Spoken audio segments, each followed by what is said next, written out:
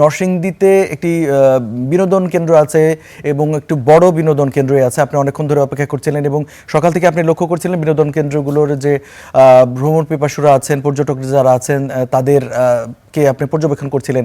কি চিত্র সেখানে জানাবেন?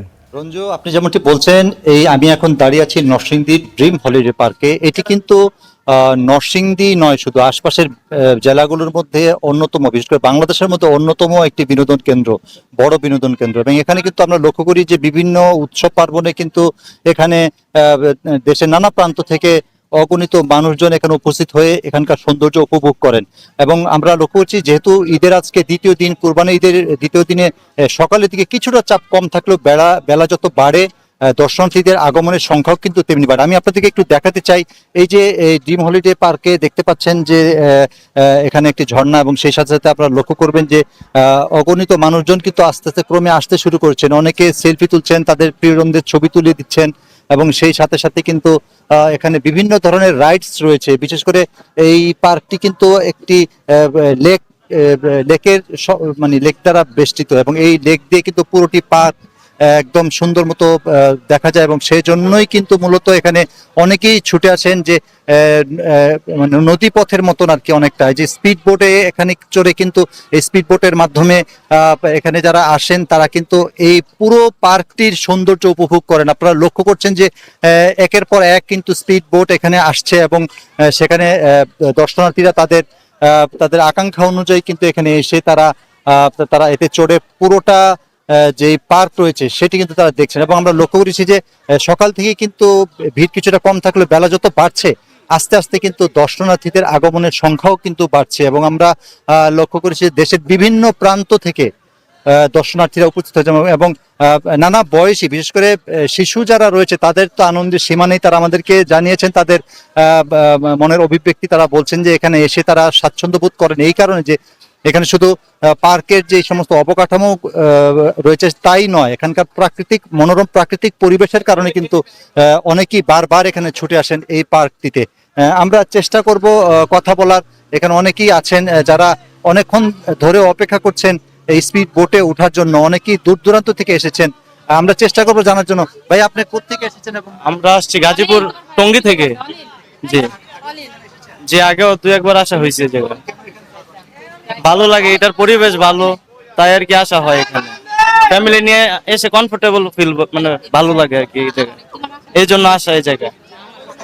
হ্যাঁ বলো বলো, হ্যাঁ বলো। অনেক ভালো লাগছে। আর কি বলো, খুব ভালো লাগছে। আব্দুল্লাহ তুমি বলো। ভূতগুলা ভালো, ভূতের ঘর। আব্দুল্লাহ তুমি বলো। আব্দুল্লাহ তুমি বলো। এই যে আব্দুল্লাহ। আসলে আমরা একটু জানার চেষ্টা করবো, এখানে মাত্র তো ঘুরে আসলেন, বোটে করে কেমন লাগলো? অনেক ভালো, আদর্শ গ্রাম দেখলাম তো, ওইখানে একদম গ্রামের পরিবেশ, একদম অনেক সুন্দর। হ্যাঁ, আমরা আসছি গাজীপুর থেকে।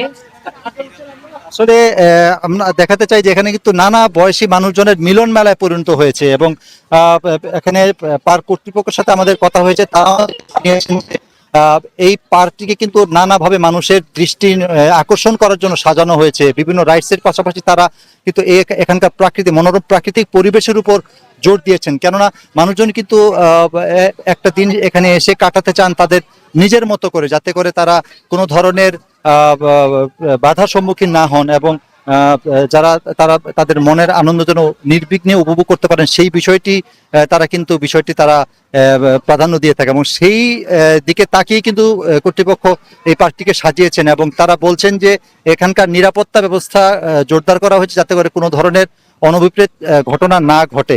এবং আমরা আরেকটু দেখাতে চাই যে এখানে কিন্তু দেখবেন যে মানুষজন এখানে উপস্থিত হয়ে তারা বিভিন্ন জায়গা, বিভিন্ন দর্শনীয় স্থানগুলো রয়েছে এখানকার, সেখানে যাচ্ছেন। এবং আরেকটি বিষয় জানতে চাই, এই পার্কটির আরেকটি অন্যতম যেই একটি বিষয় আছে, দর্শনীয় স্থান রয়েছে, সেটি হচ্ছে ড্রিম রিভার ক্যাব।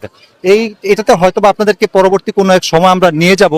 তার আগে একটু আপনাদেরকে এটার ভিউটা দেখাতে চাই। দূর থেকে কতটা পরিষ্কার দেখতে পাবেন বোঝা যাচ্ছে না, তবে তবে আজকে কিন্তু আপনারা লক্ষ্য করবেন যে প্রচন্ড তাপদাহ চলছে, এবং বৃষ্টি আসবে ভাব, যার কারণে আবহাওয়াটা একটু ফাঁপিয়ে আছে, যার কারণে প্রচন্ড গরম অনুভব হচ্ছে এবং মানুষজন কিন্তু এই গরমের মধ্যেও আমরা লক্ষ্য করেছি যে তারা কিন্তু তাদের যে জন্য এসেছেন, অর্থাৎ তাদের ভ্রমণ পিপাসা মেটাতে তারা কিন্তু এখানে এসেছেন এবং আমরা লক্ষ্য করছি যে তারা সবাই খুব স্বতঃস্ফূর্ত ভাবে এখানে এসে ঘোরাফেরা করছেন পরিবার পরিজন নিয়ে এবং আমরা দীর্ঘ একটা দেখছিলাম যে ছুটি সবাই উপভোগ তারা করছেন এবং কাটাবেন সেখানে এখানে। বিভিন্ন রাইড রয়েছে।